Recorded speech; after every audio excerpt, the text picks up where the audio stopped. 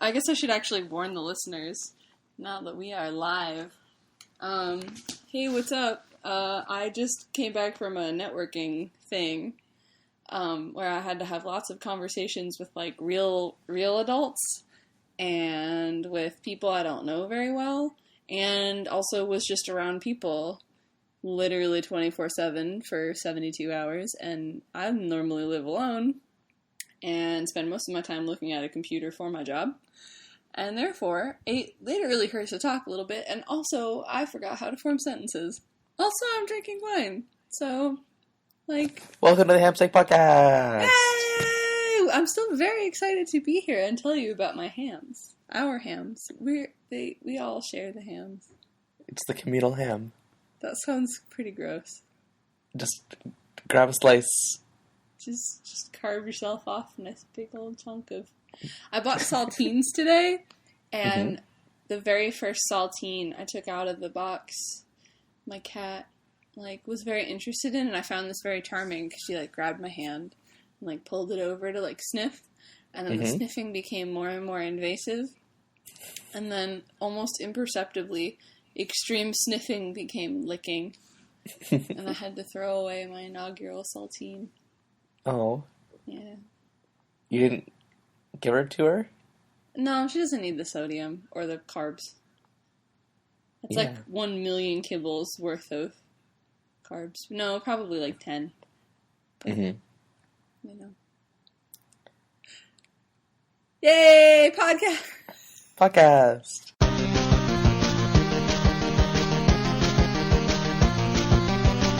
Yeah, so we're coming back after kind of a long hiatus. Sorry. Yeah, we've been trying to get it to work for a few weeks, and this was the time. And so hopefully this goes up on 4/13, and then hopefully we get into more of a weekly schedule from there. Yep, that's the plan. I think I should be fine to record something next weekend. Yeah, me too. All right, so pending... And we keep getting sick. One or the other of us pretty much keeps getting either sick or having, major obligations or something. Yeah. Because life. But we're getting there. So things are letting up. It is the spring season now. Or pre-summer if you live in Florida and it's been, 80 degrees every day for, a month already. But, Yeah. Oh, I almost forgot. What? This is the podcast where we read Homestuck and tell you about it. My name's Alex. My name's Alex, and I have not read Homestuck before. And my name's Lydia, and I super have. It's called the Hamsteak Podcast, if you forgot to read the browser tab. Yes. Also. So, this week we're reading pages 52-21 through, I forget the last one. The ending 53-22. It is. Okay, so a nice round hundo of pages, I believe, this week. And there's a bunch of stuff that happens. And I think we fucked up by, I don't know, or maybe, it's just sort of unavoidable, but it's sort of unfortunate that this is coming after a long hiatus because, so much tension was building. And now it's been a month, and now I'm just, reading events, and it's just, thing. But I am excited about it. These are, I don't know, when people talk about, Homestuck being totally bonkers and, shit hitting the fan and whatever, and, characters dying left and right and whatnot, this is what they're talking about. This is this good shit. Yeah, this kind of, this 100 pages... Yeah. It happens. This is the room where it happens, and by room I do mean 100 pages of the hit webcomic by Andrew Hussey. Well, also the room that they're on in the game that we play to start this reading. Yeah.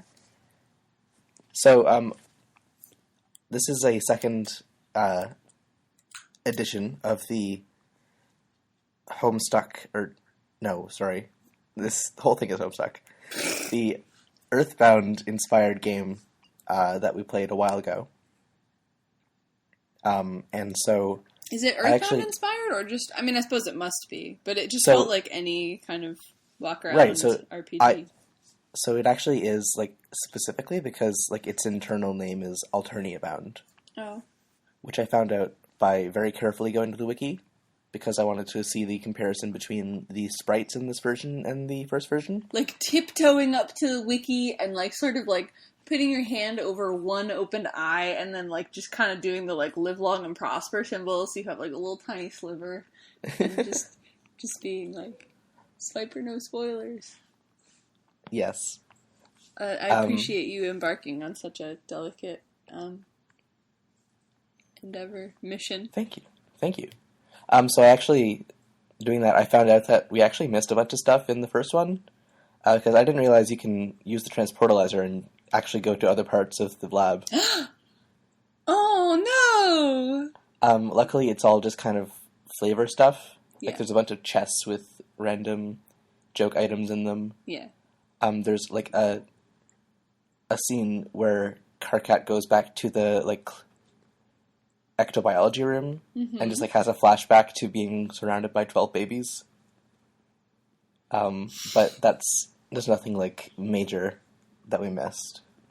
That scene was sort of fun. I mean, or not fun. I actually kind of enjoyed that scene on account of huge, hulking, monstrous shapes in test tubes, which was sort of fun for the part of me that still, in spite of myself, enjoys the Eldritch. Am I saying that properly? I think so. Okay. I'm really glad that our podcast has a consistent tone and feel and pacing. Mm-hmm. That was... You got that was sarcasm, right? No. Oh. That was just... I thought it was a strange thing to say specifically, but I appreciate it. Maybe our tone actually is totally consistent, and I'm very perception. Mm-hmm. Mm-hmm. Mm. Alex, you wrote "so" with about 6 O's, but that's not the first thing that happens in this comic. But that's a note that you wrote that I saw that reminded me that we should talk about our notes about the comic. About what? So, remind me how this starts, because I read this accidentally right after we posted our last episode. Whoops. Okay. That was however long ago that was. That's when I read this. Kind of a fun twist.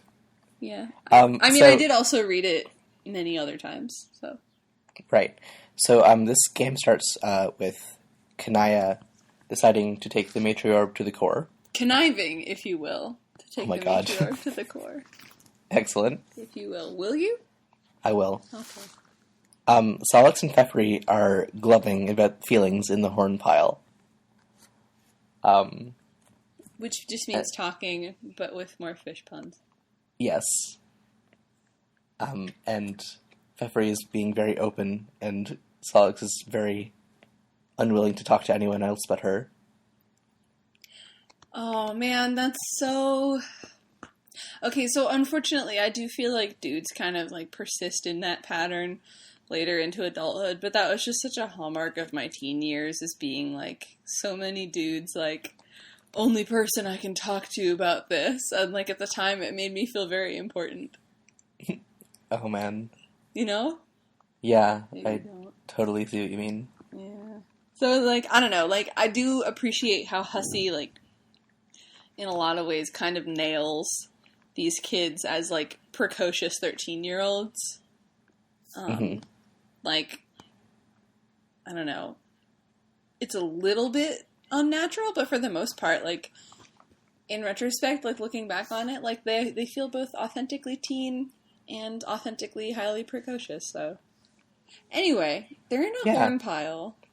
Yeah, so, after you talk to them, you talk to Karkat. Wait, I mean, it's important what their feelings are. Okay, Solix is sad that Aradia blew up. Yeah. But Pfeffery, so remember that Pfeffery, as a Durst dreamer, she is familiar with the horror terrors, and so she kind of hears them whispering to her, and she has heard that Aradia is actually fine. That's an important piece of information. Right. So, hang on to that one. But Solix just doesn't love that Fefri is talking about his feelings in this public forum because he's secret moody boy. It's fair enough. Yeah. We also have a message from Doc Scratch at the computer. Wait. Something first happens. Carcat comes up to apologize to Terezi, but he can't. Okay. He wants to apologize because he was. I'm just going in the order of the notes. You're reading my notes, not yours. Yours are better. Are you just assuming that because I've read it before? No, because you wrote what they're actually talking about. I mean, I did, but I left that little detail out. Anyway, there is a message from Doc Scratch. Yes, but she's not going to read it right now. Right. She just, as in the game, informs you that she's not going to read it. Pay no attention to the message behind the curtain. Right. You can also see where Rose blew up Eridan's computer however many pages ago. Right. Because he was trying to get her, he was, bugging her a lot to, I guess teach him magic, I think? Or to sort of convince her that, magic isn't real? When she's a witch? Right. Or something? I don't remember. I think he was trying to get her to teach him dark magic, and then she was like, idiot, magic isn't real. And then magically blew up his computer. If I recall correctly. Please correct me if I'm wrong. Okay. I don't know. I'm talking to the audience. Okay. That's okay. Also, if you've ever read this comic before, can you please, corroborate to me this observation that I've been, laboring underneath since I was 17, so, 6 years now? Is that, when you see the monitors from the side in these Meteor Lab screens in these games, they look like dildos with desk mounts. I did not make a note of that. Really? I didn't look at them really closely. I mean, I didn't either. I was just like, oh, it's a phallus. That's just always been my first thought. I was always like, why is there a joystick on, an oddly phallic joystick on these desktops? And it wasn't until this read-through that I realized they are monitors seen from the side. Only except it's video game pixel art, so dildos. Everything's a phallus when you think about it. Oh no. I'd rather not. Okay. Okay. So Carcat wants to apologize to Terezi, but she is off exploring the lab and getting away from everyone because she's sad about Dave dying. Oh, or sad about Dave being doomed to die because of herself. Yeah, I mean, she just witnessed him be killed by Jack, and if you recall, she absolutely machinated that, and Alpha Timeline Dave is still alive. He's a Dave from an alternate timeline, but he's Dave from an alternate timeline that she that she very actively manipulated him into creating to make him confront, the realities of life and death and stuff. And I guess she was not prepared for how it would actually feel to see her friend die by her own hand like that, because she talks a big game about being this, manipulative game player, but she's got feelings. Mm-hmm. But so he's gone, and Karkat's not sure how he upset her. Karkat assumes that he upset her. And my cat is here to comment on the episode as well. Okay, so the thing about this game is you can be a couple different characters, right? So you start out the game, I believe, as Karkat? Kanaya. Oh, Kanaya. You start as Kanaya. And so let's say you go around and you talk to everyone as Kanaya, and then you try to transportalize. The game forces you to become Eridan, and Eridan knocks the matriarch out of her arms. Yeah, so when you go to... Yeah, you just said that. Sorry. It's okay. He knocks the matriarch out of her arms, and he's got this wand, and he's like, "This is my wand of science, or my wand of hope." And okay, well, so anyway, you're now Eridan. Like, Kanaya is just kind of standing to the side, and the order that I did this is I had Eridan go over and talk to Karkat, and he wants to like wail at / hit on Karkat. Yeah.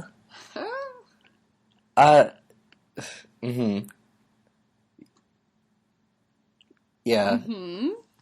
Yeah. So tell us about that conversation. I'm interested in your reflection on this incredibly cringy interaction that's about to unfold. I think it's just weird. Like obviously on purpose. And Karkat's just like really confused about how Eridan's taking what he says. Right, because Karkat's trying to be, like, legitimately hostile, and meanwhile, like, and not even, like, I mean, a little overinflatedly hostile, because that's how Karkat rolls, but not incredibly so, and, Eridan is like, oh, of course, like, I don't know if I can reciprocate these feelings to you, but he's talking about, how he made some advances on Nepeta, because he was her server player, and he's like, I saved your life, like, let's get together, and she wasn't interested, which is Karkat points out is pretty unsurprising because Eridan refers to her as the kitty cat shipper girl, which is a little derogatory.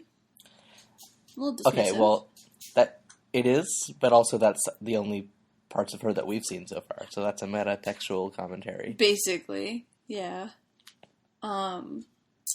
And he also lets, well, I think he reminds us, because I believe these hints were dropped, that Nepeta has a big crush on Karkat, which Karkat is just kind of like, about. And he spends the bulk of the conversation lamenting how, this is exposition, so his land, remember everybody gets their own planet, was the land of wrath and angels. And he was struggling to kill these angels. He said they're so overpowered. And Karkat points out, like, they very clearly were game constructs, like, not enemies. You were not supposed to kill them. And, nobody wanted to join, like, you on your world. Like, Eridan was complaining because he was so lonely and everything was so hard. And Karkat was like, first of all, you made it hard for yourself. And second of all, nobody wanted to come to your world because A, you're an asshole, and B, we all thought we get caught in the crossfire between you and these game constructs. So, like, sucks to suck. And Eridan only eventually left because he decided for some reason to duel Solux. Right, yeah, and that's just, like, we saw that before, I think, but I don't think we ever got an explanation. About dueling Solux? Yeah. Yeah, I think that just happened off screen. I'm pretty sure. I can never remember if it's that I read ahead, or what. Well, we saw, like, I think there was, like, one, like, flash of it in, the most recent Flash. Yeah, okay, yeah, so that's, I believe, what we were talking about. Yeah. So Eridan kind of reveals his agenda. Can you remind me who he's talking to when he reveals his agenda? Yes, so he goes over to Fefri and Salix, and he basically says, hey, I'm gonna go to Jack. And Fefri's like, what are you talking about? He's too strong. Like, I know you're really, like, impressed with your own wand and think that you're, like she says, like, you're overestimating your power. And he's like, oh god, no, yeah, I'm not going to fight him. I'm going to join him. Comfy, right? She's like, what are you talking about?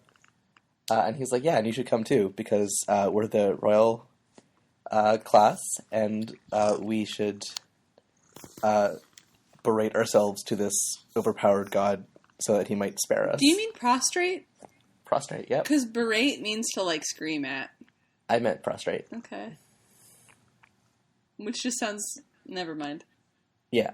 I can't read. I've been listening to Mabim Bam way more than I've been reading Homestuck these days, unfortunately. I mean, not terribly unfortunately, because that's a good podcast, but every time I read the word Jack now, I just think of Jack disease. Jack disease? Yeah. What's that? It's a thing. I'm gonna Google it.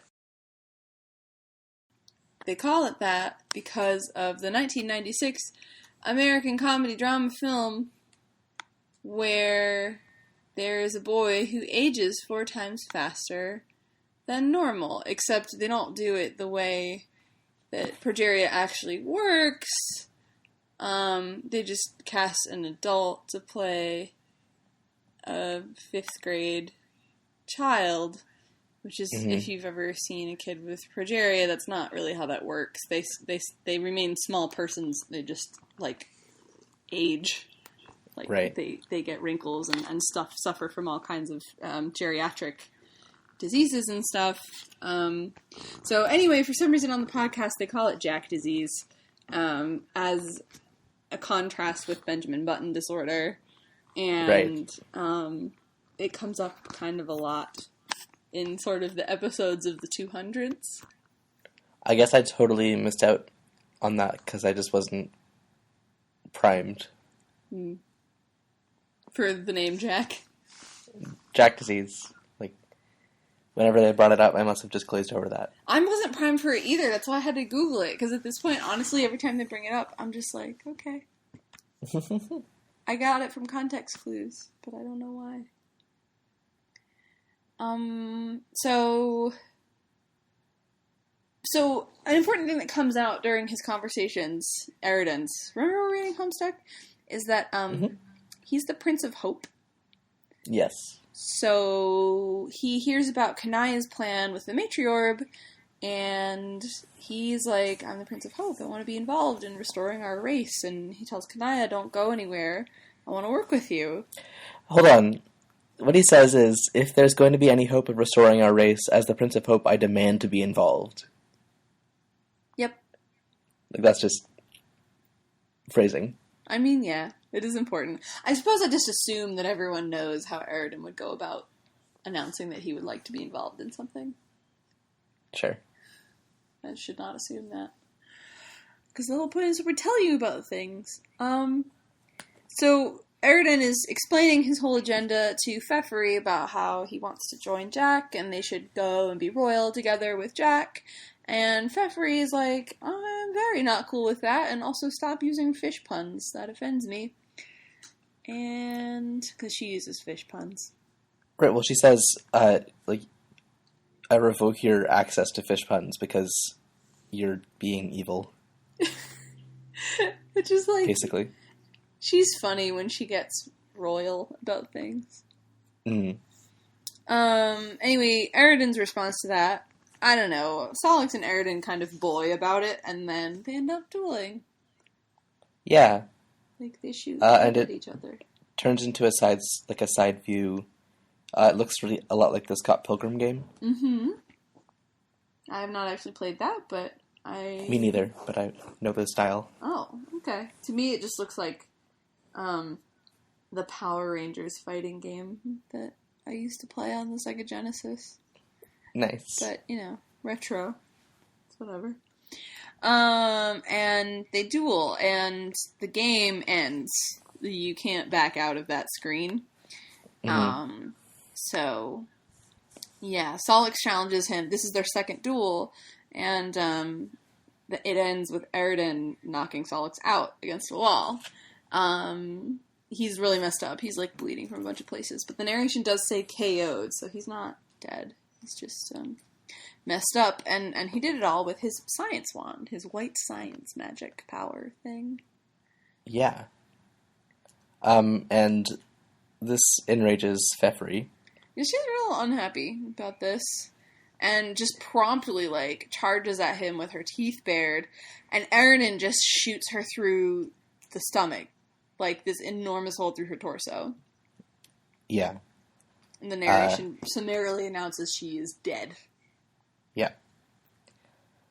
And then Kanaya is behind him. Yeah, Kanaya's not thrilled either. So she gets ready. Kanaya's standing next to the matriarch by the transportalizer, and she is, like, lunging to attack him. She gets her lipstick out, and it turns into a chainsaw. It's all very badass, and before she can move, Aridin destroys the matriarch. Yeah, and then destroys her. Yeah. Well, he destroys the matriarch, and then she lunges at him with her chainsaw. And then he murders her. And then there's a sweet bro in hell and Jeff. Well, okay, I suppose we should reflect on all the murders. Let's review the assaults and murders that have just happened. So Solix is knocked out. Pfeffery and Kanaya have just both died within about 10 seconds of each other. Mm-hmm. Karkat's still there. We'll get to him. Yeah. But yeah, Aridin just straight up murdered 2 people in, well, perhaps not in totally cold blood, but pretty much in cold blood. Like, yeah, I mean, one is the girl that he's, one of the girls he's in love with, who he said, please come join me on the dark side, like, we can survive this. And then she says no, and he immediately kills her. Yeah. And then the other is just someone who is trying to avenge her friend. And someone he's nominally friends with her too, and nope. Mm-hmm. So, boy, remember? So this is when, do you remember when you kept saying, like, oh, I love Aridin? Like, Aridin's my fave, based on his fashion? Okay. I never said I liked him as a person. I said his design is cool. You did. You did, but his design was cool enough that you, like, gave him top billing. And I'm just saying, he's genocidal and murderous, and not very bright. He's not very bright. No. Yeah, so Aridin is, a villain. Yeah. Anyway, so he kind of just, like, teleports out of there. Yeah, he's fully a villain of this story. Like, he's a bad guy. Yeah. Yeah. So if you get now, right, why I was so, like, uneasy. Or not uneasy, oh, yeah. but, like, I kind of got it when that was your reaction. Yeah. I mean, I tried not to give it away too much, though. Yeah. I feel like I reacted as though he was just a sleazebag. Which he is, but he's also genocidal and murderous. Yes. So, Karkat is there. Oh, wait, okay, so there is a Sweet Bro and Hella Jeff, if you're into those, also. We don't have to talk about it. Stupid. Shooting a Dracula with dudely firearms. Which I only mentioned because dudely firearms will come back up. Okay. Yeah. Karkat has a very, very good slack-jawed expression. I used the word gobsmacked. Gobsmacked, yeah. Because he just saw 2 of his friends die. And so, like, his first reaction is, well, okay, his first reaction is to check all his friends, and the ones that are dead, and the one that's KO'd is KO'd, and then he sees the message from Doc Scratch on Kanaya's computer that Kanaya very conspicuously during the game did not reply to.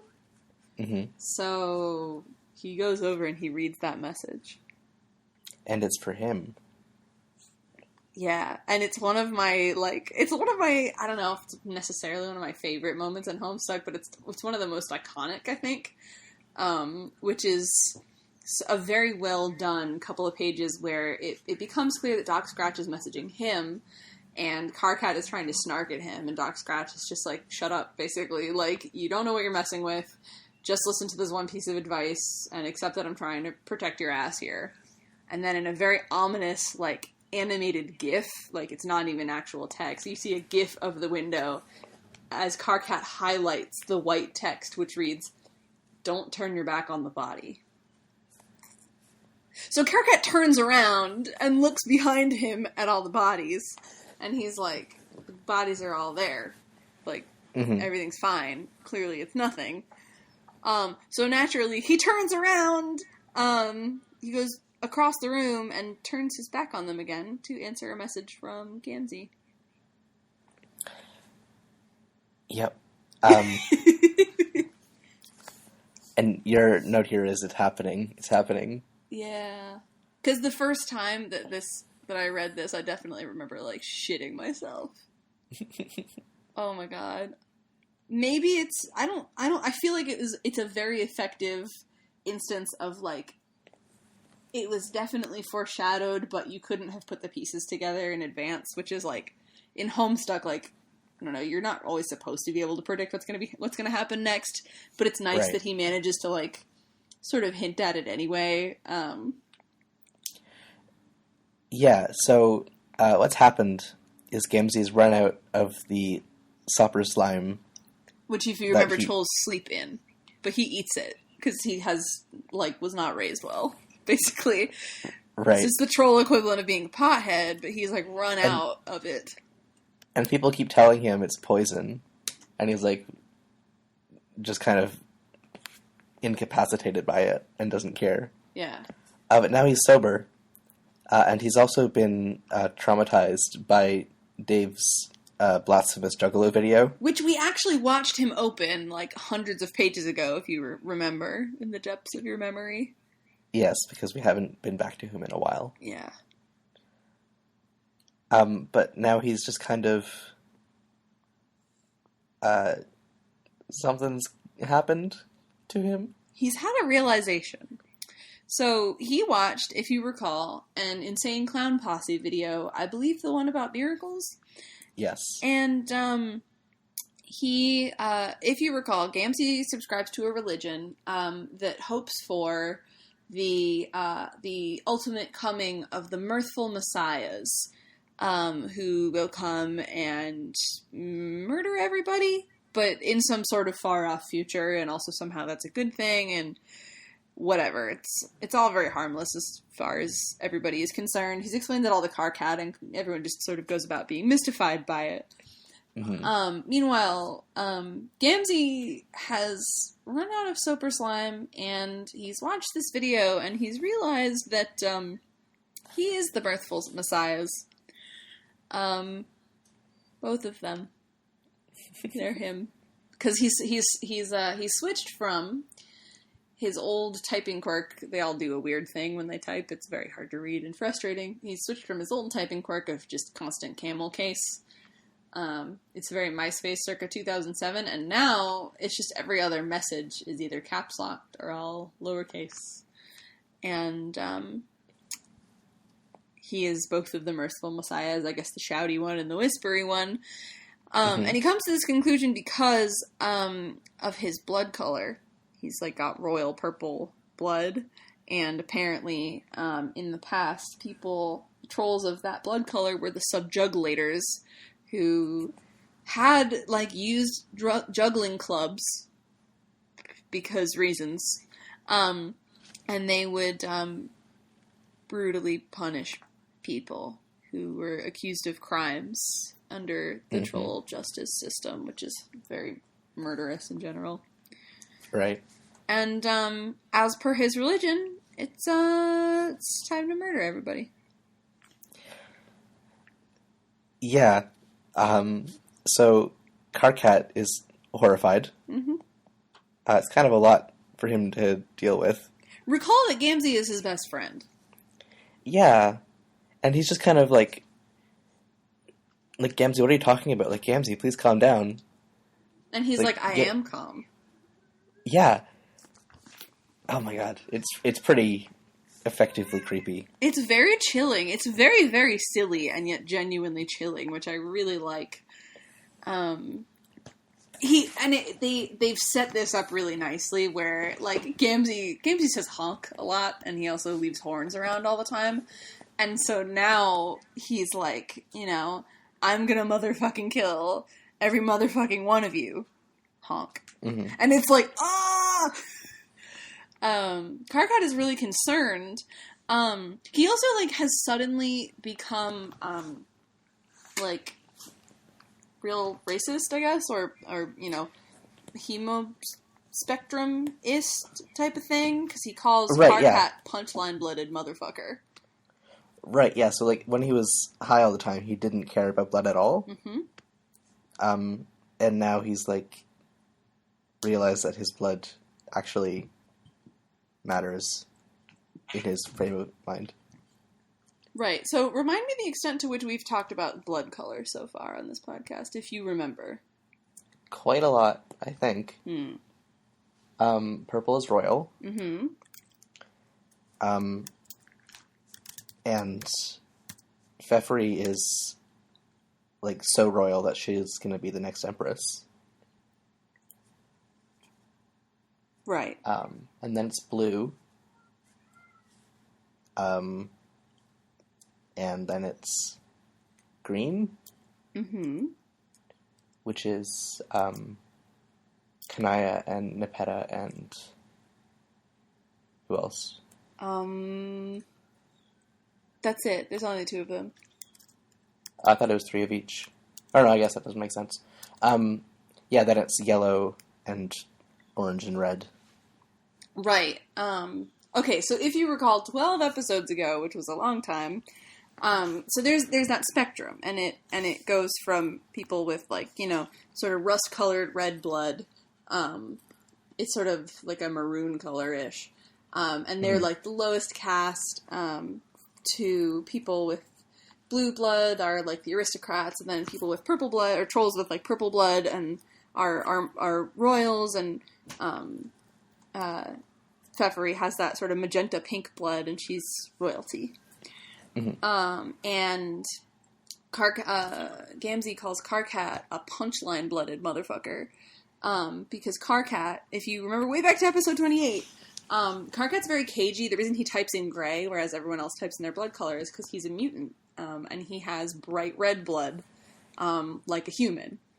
Mm-hmm. And, which is why he originally trusted, Jack Noir way back when, because Jack greets people by stabbing them. You know, then Jack cut his own hand and, you know, was tired of him blubbering about his blood. And so Jack cut his own hand and just showed him, like, look, my blood's red too. Like, I don't understand what you're freaking out about. But so in Troll Society, like, they cull anybody who's unfit to perform in their, you know, interplanetary conquest. And so Karkat is hiding his blood color basically because he doesn't want to get murdered, or suffer a bunch of hate crimes. And so, like, how brutal it must be for him, for his friend, to suddenly turn on, not only to seriously be about to murder everybody, but also just to, like, turn on him suddenly and write him off in this way. Right. Like, that's terrible. Yeah, it is. So, like, in Gamzee's rant, he says, like, we sub-jugulators are above everyone else. Does that include Pfeffery, or is he just saying that? No, he's just saying that. He's above most everybody else. Right.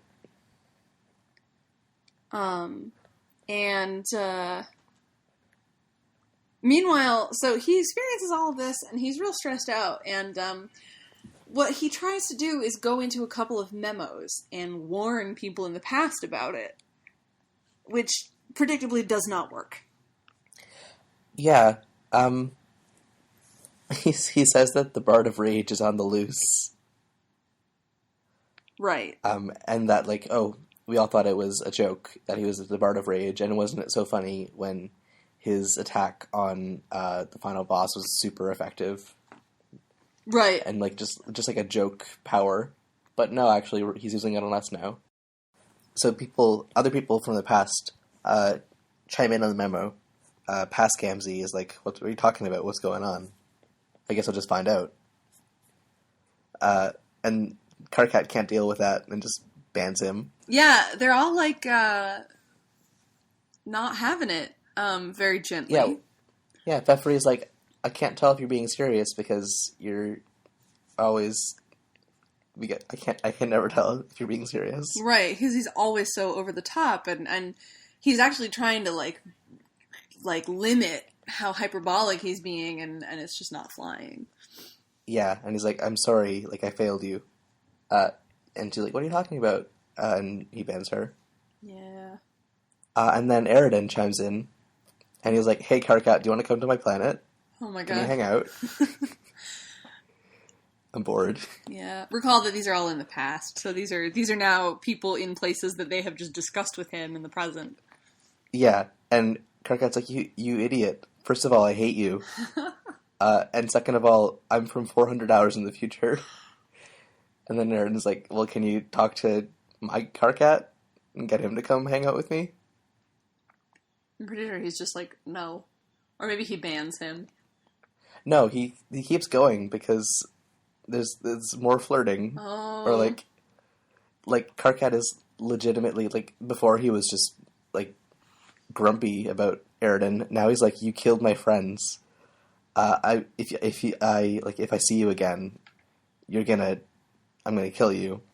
And Aridin's just, like, kind of getting off on that.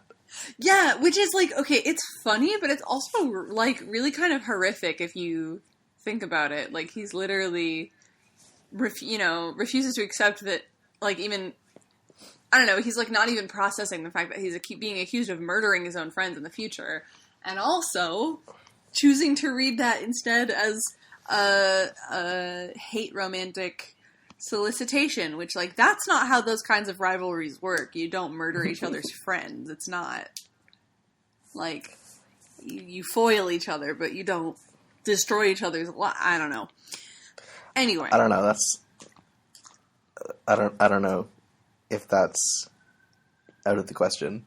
Well, it's like, I don't know, sort of regardless, I would say that, I don't know. Okay, now we're getting into cultural. Shut up.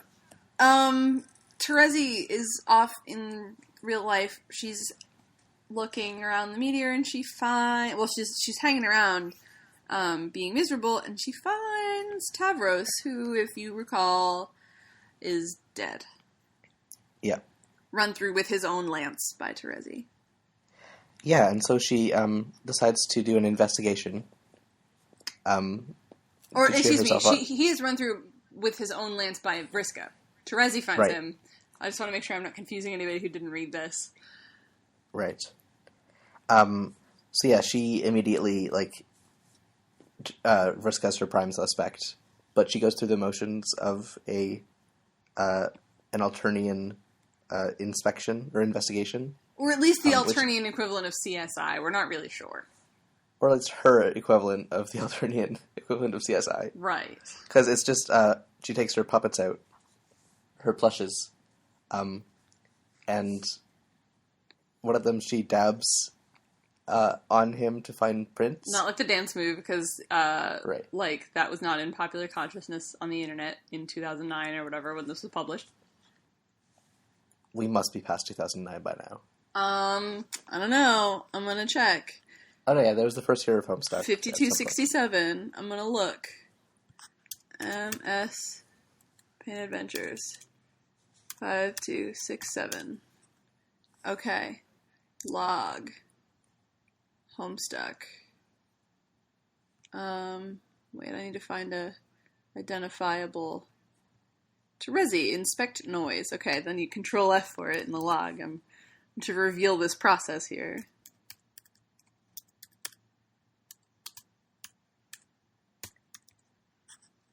Oh, okay, excuse me. It was 2011, but dabbing definitely wasn't a thing in 2011 as far as the mainstream internet knew either, right?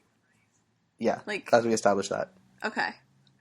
But anyway, she just dusts him for prints with the butt of this plush dragon, and then she tosses the dragon off, like, into the abyss. Yeah, it's very nonsensical.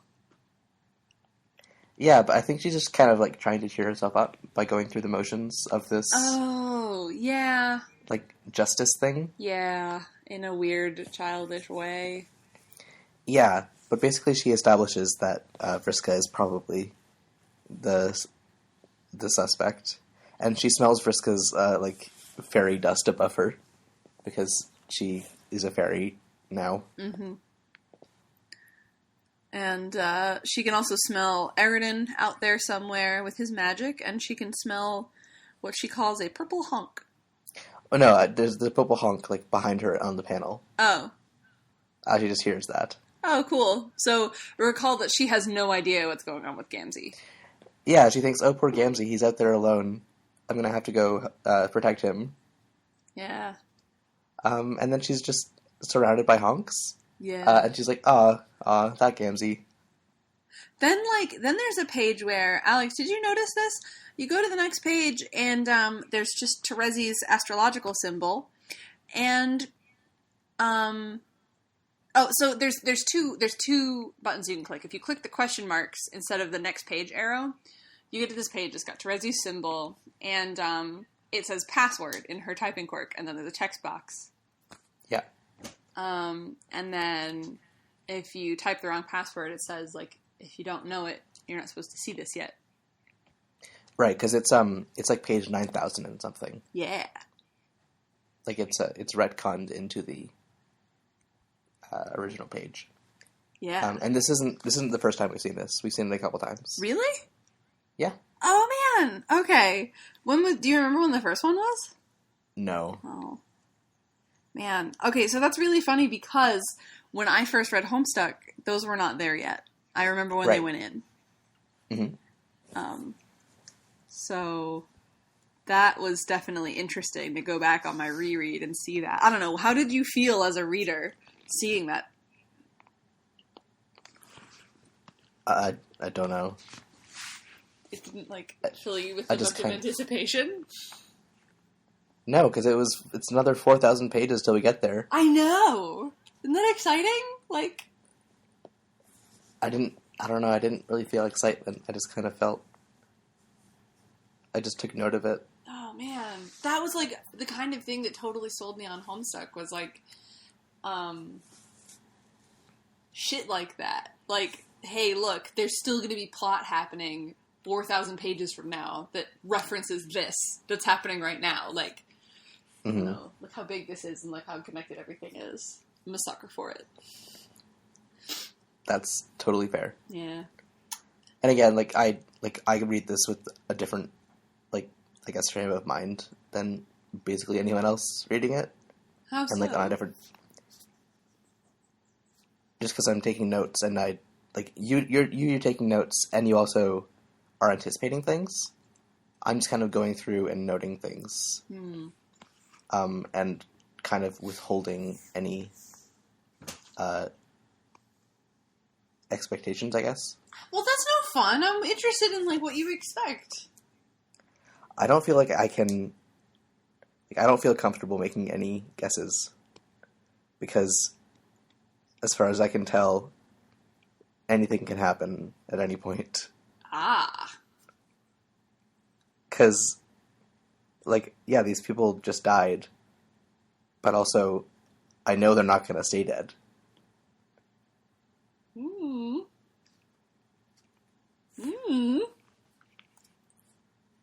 I suppose it is sort of unsatisfying every time you say stuff like that, and I just have to, wiggly arms John emoji. Yeah. I can't comment. I can't tell you, but I think that I'm very interested in your expectations. Did you recall that kissing dead people revives them, provided that their dream selves are alive? I completely forgot until it was brought up again. So, kissing people, if they're dead, brings them back to life, provided that their dream selves are alive.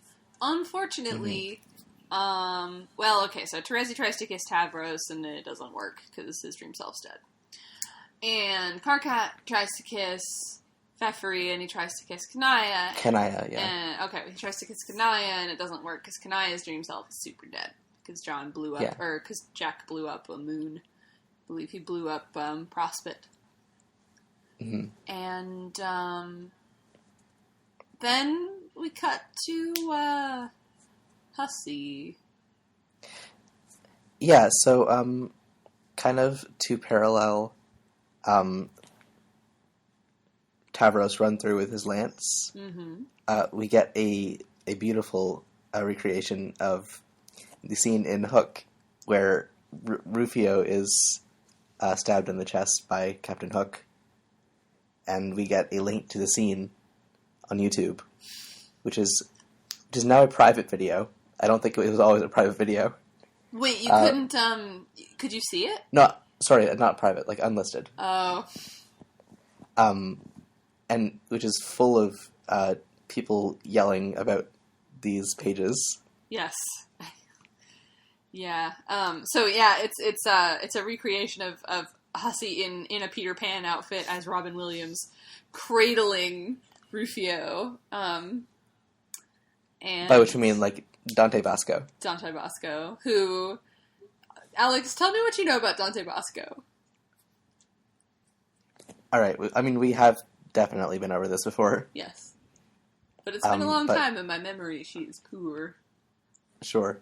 So Dante Basco, Fuck off.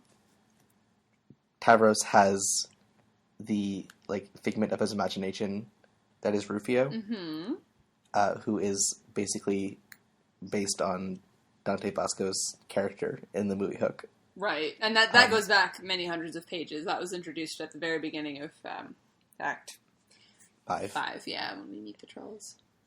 Yeah, and so people notified Dante Basco about him being in Homestuck, and then he kind of later becomes an actual character in Homestuck, as far as I'm aware. After this, yes. And it's just kind of like this actor is kind of an integral and also willing participant in Homestuck. Yeah, he's a consensual pop culture reference. Yeah. This sort of goes both ways. So he does some spoken word and he does acting and stuff, and I think he also directs. I'm not really sure. And he like found out that he was in Homestuck, and then he like started reading it, and then he's like, "Wait, this is really good." And he like became very active in the fandom for a while, which everyone just thought was amazing. So what's happening in the comic here right now in this segment that we're talking about having read today is that Rufio's dead, and so Hussey, as per Homestuck continuity or Homestuck universe laws, smooches him to bring him back to life, which is like laboriously slow paced. And then it's like the same gross sort of like it looks like squirmy worms like kissing animation. Yeah, so we zoom out and John is kind of captivated by this. Wait a second, you skipped the part where it says "this is stupid" and each letter of "this is stupid" is the entire width of the panel. Right. It's very long. You have to scroll down to read "this is stupid." Right. In flashing letters. Then we zoom out, and John is watching it happen. He just sees the lips locked, and he has no idea who it is in a cloud because he's on. Yeah, he thinks it might be some cephalopods' mating ritual because it's just like these fleshy. Yeah, it's sort of a dig at how Hussey draws like lips. Also, they really do kind of look like tentacles. It's like pretty gross, which I think is nice. I think that's appropriate. Yeah, it's not like titillating in any way. Yeah, it's super grody, which is like appropriate because it's people kissing dead bodies. That's always how it looks. Yeah. But John's like, oh, Phoebe, I know. Phoebe says hello. Hello, Phoebe. She went John's like, I don't know how long I've been starting up with this cloud. It might have been hours. Which I just find really funny because this is all still during one day. Yeah. But he's on the battle. You just get lost in it, though. Yeah. But he's on the battleground, and he's met up with WV, who he calls a wizardly vassal. Yes. So continuing the theme of multiple names, same initials. Mm-hmm. And John finds a wallet on the ground. Oh. And inside is a note saying, "Son, you have now inherited this wallet. It is a big responsibility, and I'm proud of you." And it's from his dad. Yeah. It's his dad. He hasn't seen his dad in a while. Yeah. So he opens up the wallet, and it's got... Wait, okay, I want to recap, because, like, it's been so long. I want to remind you that, like, okay, so John's house got transported to the medium, and John's dad was in it. But John couldn't find his dad and just found all these black smears everywhere, and so he's actually really worried about... He's got a sort of a weird relationship with his father, but he's now really worried about him because he can't find him anywhere, and their last interaction was to fight. So No, he saw him on the battlefield. oh, that's true. He did see him recently, but now he's looking for him. Yeah. Because he would like very much to meet back up with his dad. Yeah. Now that they're some of the only surviving humans in existence, Earth being destroyed. Reminder that Earth has been destroyed. Well, I mean, it happens. I like to recontextualize this being a recap. Okay, so he's Right. looking through the wallet. Which contains 1 ton of shaving cream. Because it's technically his, captcha log. So you can keep things like 1 ton of shaving cream. 3 tons of tobacco. A pile of, bare razor blades. Yep. And other assorted dadly items. And a car. He has a car in this wallet. Yeah, I mean, that's pretty convenient. Yeah. And some pictures of John, which is cute. Yeah. And also a laptop, the Bing Crosby top. Yeah. Bing Crosby? Bing Crosby, yeah. Okay. He's the Christmas man. Right, who John thinks looks really boring. Yeah. As it's the joke being that, there's Bill Cosby, who has also, I think, at this point been turned into a laptop. Yeah. Who, at this point, in 2011, had not been revealed as an absolute scumbag, and instead was just known as a lovable paternal comedic figure, as far as anybody knew. And so then in comparison, here is Mr. Bing Crosby, who's the whitest, dadliest. Well, I suppose he's not really even dadly, but he's quite pasty, and he's got a little pipe and stuff. And anyway, but their names rhyme, and it's a whole thing. It's a joke, you see. Also, WV gets very excited about the Barbasol. Just FYI, it's very funny. Yeah, he eats it and then decides it's terrible and then keeps eating it. Being an exile. He did eat... Recall that this is the character who will go on to eat nuclear waste. Yeah. So, John is reminiscing about his pop, and then he is interrupted by a big beep because WV has gotten into the passenger seat of the car. So WV is in the passenger seat, and he's going beep, beep, beep, beep, beep. He's in the driver's seat, sorry. Driver's seat. I meant the driver's seat. I said the passenger seat. Yeah, so John's like, I guess, let's go, let's drive. Also, there's a cloud in the sky with an eye with a flashing image of Jade's tower. It's later. Oh. Because WV can't actually reach the pedals, and they don't have the key, which is probably a good thing, because he probably couldn't drive very well. Probably. But to get the car moving, John does the windy thing and makes the car float. And then, as they fly into the air, we see another cloud with a very faint eye, like a close-up of a hooded eye. Mm-hmm.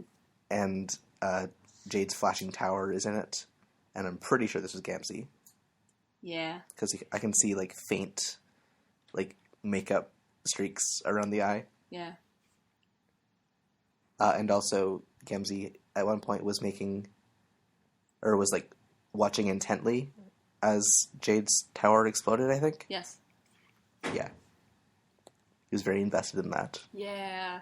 So, now that we know he becomes a murder man, this is rather more ominous, I think. I think it was pretty ominous when we first saw it, because it was kind of out of nowhere. Yes. So now it's I don't know, I really like the horror, or the suspense aspect and the way that that's handled with Gamzee's creepiness. Then there's a Sweet Bro and Hella Jeff. This one is about a skateboard flying away. Also misogyny, but the skateboard is a little bit important. That's a trope that'll come back, flying away on a red skateboard. Well, we've seen that before, right? Yeah. The hoverboard? Yes. Okay, yeah. So it's a callback to that. Okay. And then John and Jade just catch up. They haven't talked since Jade entered the medium. And Dave's like, hey, sorry, John and Jade. That's what I meant. Mm-hmm. And John's like, "Oh, sorry, I haven't had a computer since I fell asleep when you entered the medium. But let's catch up now." And it's really cute and nice. Yeah, I miss Jade. She's so, like... Well, I miss John and Jade interacting. It's so much, like, pure, like... Like, earnestness. Yeah. Very sweet. So they catch up about her frogs that she's gonna be surrounded by soon. Mm-hmm. And she explains that Jade Sprite is kind of useless, and went away to cry somewhere. And they talk about John's the cult that seems to be surrounding John's bed sheets, which WV is wearing. Yes. The ghost bed sheets, which will later become, it's now visually quite clear, the rags that he's wearing thousands of years in the future. Oh yeah, that's like established directly. Mm-hmm. And then Jade's like, "Oh hey, I have these spectacles that I made with Rose's crystal ball, and I can see anywhere in space. And I know where your dad is. He's in a castle somewhere with Rose's mom, and they're having a tea party." Yeah, which is really sweet. We don't actually see the tea party, but John is very reassured by that, and he starts talking about how, nice it would be if they got married, his dad and Rose's mom, and whether they would be then okay with John marrying Rose so as to repopulate the species. Right, and John has to quickly explain Karkat's shipping chart to Jade, and they're both like, "Let's just not look at it." Yeah. Yeah, there's just a lot of, like, exclamation points and little jokes, and I really love these two. Yeah. John dates himself by saying derp. Yeah. Just like, oh, that's right, this is happening in 2011. Yeah. And the last thing that we read for this week is Karkat trying to message John that he's probably going to die, and not really getting around to clarifying that, and just making John really nervous, which John responds to by trying to message Karkat back, but he has to initiate a new conversation. And, of course, this, John can't see where in time Karkat is messaging him from, so John can only message Karkat that's concurrent with him, and concurrent Karkat is still in the past as far as Karkat, who is fearing for his life from Gamzee. So John tries to warn him, and that Karkat has barely met him yet and is still busy basically frothing at the mouth. Yeah. He mentions the ultimate riddle, which continues after the game is over. Yeah. But we don't really get any clarification about that. Nope. You'll have to keep reading. Tune in next time. Or probably in 100 episodes. Ooh. No, that's Doctor Who. Ooh. Or however it goes. Yes. That's it. Yeah. You got it in one. Thanks. I was a musician once. So That's true. That's the end of the reading this week. Do we have questions? We have one question. Oh boy. Guess who it's from? Pasture. Yeah. I see. Okay, and sorry, I'm also checking to make sure that no one has sent me any things individually. Okay, so what do they have to say? Talk about what it means to sleep/dream for each of you personally. Do you describe a kind of mythological significance to your own mental absence? Homestuck with regards to all the sleeping and dreams in the comic. Or, like, in that last sentence was in parentheses to identify how this question relates to Homestuck. I mean, I'd be fine with it even if it were not related to Homestuck in any way, but... Right. This is actually an interesting one. Sure. Go. Okay. I usually enjoy dreaming. I don't have like much say in the dreams, but usually my dreams are pretty pleasant or just kind of mundane. I've only had like maybe 2 nightmares that I remember. Wow. So, yeah. So lucky in that regard. Mm-hmm. I mean, I've had like uncomfortable dreams. I have a lot of dreams where I have to go to the bathroom and I can't find the bathroom. That's pretty Not specific. a nightmare. Not a nightmare, just very uncomfortable. Oh, man. Okay. Okay, I do have questions. I've not been getting notifications about these, but okay. Oh. Yeah. So, okay, wait, I should answer the question first. So I have always been jealous of people who do dream or who like remember their dreams. 'Cause for a long time I had pretty serious, aphantasia. I finally learned that that's what that's called. So I like did not have a good ability to imagine things. Oh. Yeah. So it wasn't that I couldn't like construct hypothetical situations. It was just that like you could only sort of follow them as like the way that you work through a logic problem. Like if then, Yeah. It's not like I could put myself in imaginary situations. Yeah, like a dream isn't a conscious process. It's like whatever your imagination is, I guess. Right. And so, for a really long time, between just not ever sleeping very much and like not really being particularly good at imagining myself in places I'm sure I dreamed because everybody dreams, but I never remembered them. And they were always really pedestrian. And then just in the past year, so I used to, like, literally, I would hit the bed, and the next thing I knew, I was waking up in the morning. Really? Always. Yeah. Or I'd have, like, a very dim awareness that I was leaving a dream sometimes, but I couldn't remember what was happening in it. Yeah.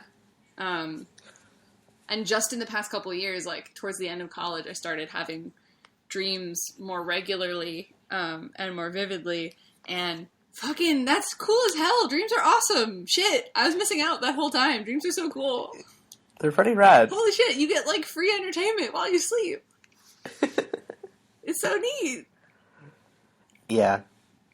You get to, like, imagine... So I tend to imagine myself usually lately it's either, like, I'm having some kind of political, not in the sense of, like, national politics, but, like, you know, interpersonal political dilemma that I need to sort out, that I can't really figure out how to sort out, and I'm, like, running it around to different people. That's, like, consistently what I dream about. But sometimes I dream about, like, elaborate fantasy setups, and it's super cool. Yeah. I don't really have a philosophical viewpoint on it, though. Me neither. I think it's impossible to not ascribe any meaning to your dreams, because that's just kind of what we are wired to do. Right. But also, yeah, dreams don't have meaning. Nope. Not in any literal sense. I did dream once about, I dreamed that, like, for some reason, my parents had not originally been married, and so, like, my parents got married to each other. Like, my real parents met each other way after I was born. I was, like, an adult, and they met each other, and they got married, and I met, like, this, like, I had a stepsister now, and I, like, got to know her, and we, like, spent a ton of time together, and then I don't actually have any sisters in real life, and so then when I woke up, I, like, really missed my sister. Oh, wow. Yeah. Also, I thought you were making that like what John and Rose are doing. Like, whoa! Parents. Boom. Whoa! No, it's just that I had never met her before, and I really, like, deep down, you know, like, validation. It was just very cool. She was, like, older than me, and, like, she's very hip, but, like, not pretentious. I'm like, she's so cool. I mean, who doesn't want that in their life? A cool older sister. I know. So, that's my deal with that stuff. Nice. Awesome. Thank you for the question. Yeah. I have another one from past year. Wow. Okay, and it says, don't know if I've sent this one already, but do you think the ultimate riddle, I think this was sent a while ago, and now it's finally relevant, so it's just really funny that I happened to check. I haven't logged into Tumblr in months. Is something worth... That's not true. I logged in the last time we posted an episode. Do you think the ultimate riddle is something worth taking seriously or something not remotely worth taking seriously in your personal onion? Please edit out the following segment in which I go back to the wiki and look up the ultimate riddle, because I super don't remember what it was. Okay. So, the ultimate riddle, I know what it is now. I have reminded myself.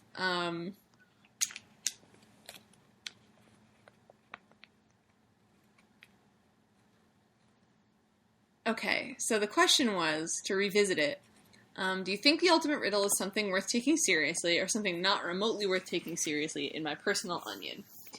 I definitely think that it's interesting. I think, unfortunately, once you've read it, like, that's one of the reveals that doesn't really hold up to a reread, because it's just pretty straightforward, carrot dangling.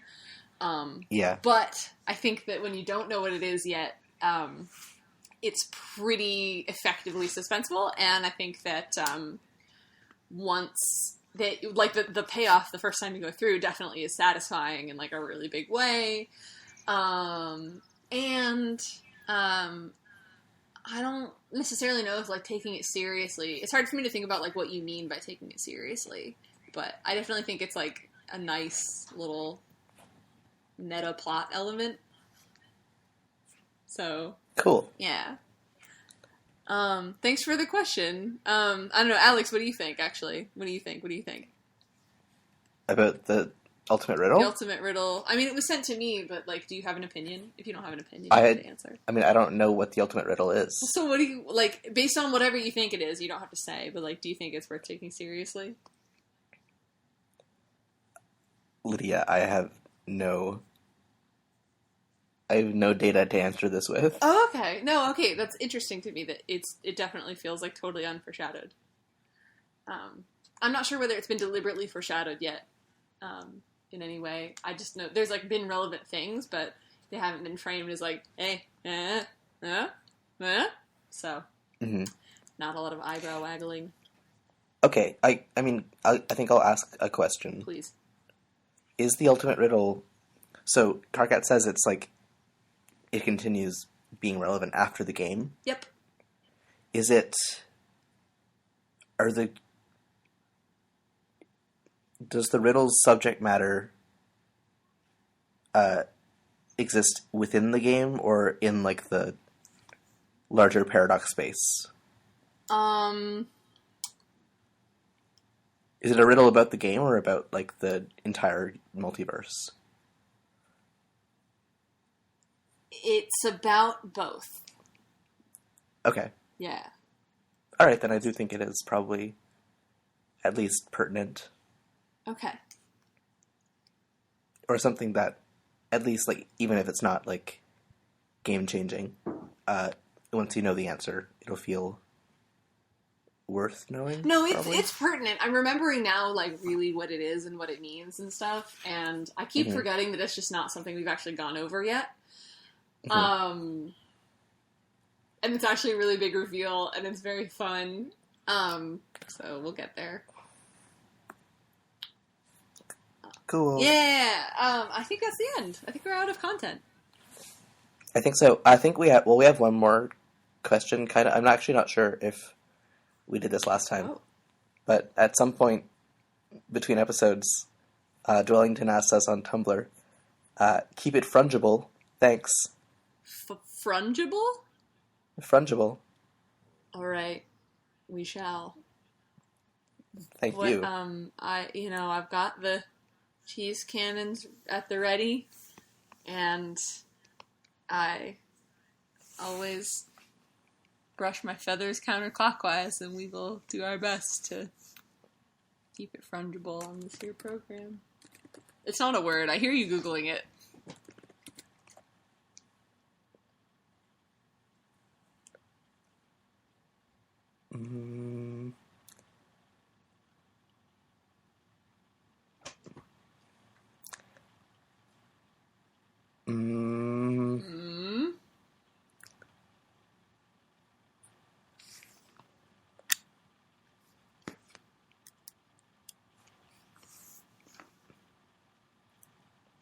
Did you? Who is the admin of Fungible.org? What did you say? Who is the admin of Fungible.org? Did you say who's the admin? Yeah. Who says admin? That's one of the Google results. Oh, it's from a website called whoadmin.com, where you just look up a domain name and you find out who the admin is. Are you sure you don't mean admin? Oh, sorry. I don't know. No, I'm Yeah. like actually curious. Like, is that like how you've always said that? I don't say it out loud much, I guess. Oh. The admin. Hashtag Yeah, I mean, fungible. I would say admin for sure, but I don't know. I'm the person who, like, starts saying a word the way that it's shortened and then says the whole word. I see. Fungible. Fungible. Apparently it's a word in Spanish. Is it? Because, hold on, fungible is a word. It is. Fungible is not a word in English. Well, what does this mean? I think... Is this an ARG? Yeah. Are we being punked? I don't know what an ARG is. An alternate reality game. Like a marketing scheme that makes you, like figure out riddles to, like, find out what the thing is. Or, like, to get access to marketing materials. Oh. Sounds kind of weird. Like, I mean, that was, like, a very pessimistic look on it. But, like, someone releasing an album and, like, putting out, like, stealth dropping a website that just has, like, a code on it. And you have to, like, get everyone in the world to, like, figure out the code to like, get the thing to unlock. Oh. Or, like... Why is that called an alternate reality game? How is that an alternate reality? Or, sorry, augmented. We augment reality with our content. Wow. Well. Wow. Alright. I have to go get my laundry now. That's exciting. Mm-hmm. Thank you for hamming with me. Thank you for hamming with me. And thank you all for hamming with us. And we look forward. Happy 413. Happy 413 is the Homestuck Day. That's when you're going to hear this is Homestuck Day. Happy 413. Oh my god. That means the next one's on 420. Ah! Nice. Yeah. So that's exciting. And thank you so much for listening. And we're going to talk more about this next week. And, we're getting to Cascade. We're getting there. Things are picking up. As always, you can send us questions. Hamsteak Podcast on Tumblr and on Twitter. If you think it's a spoiler, send it to me. I am Brickchip, like the way that you spell those words for real, just all together, no hyphens or spaces or dashes or anything. I am on Tumblr. I will try to check that inbox a little more often. I am sorry, Pasture. And you can send it to me on Twitter, where I am also Brickchip. And I am Crunchleaf on Twitter and LeafCrunch on Tumblr. Don't worry, we write it out in the episode text as well, because I know that is very hard to recall from an audio medium. It's true. So thank you for listening, and we'll talk to you next week. Keep it ham-tastic. Yeah!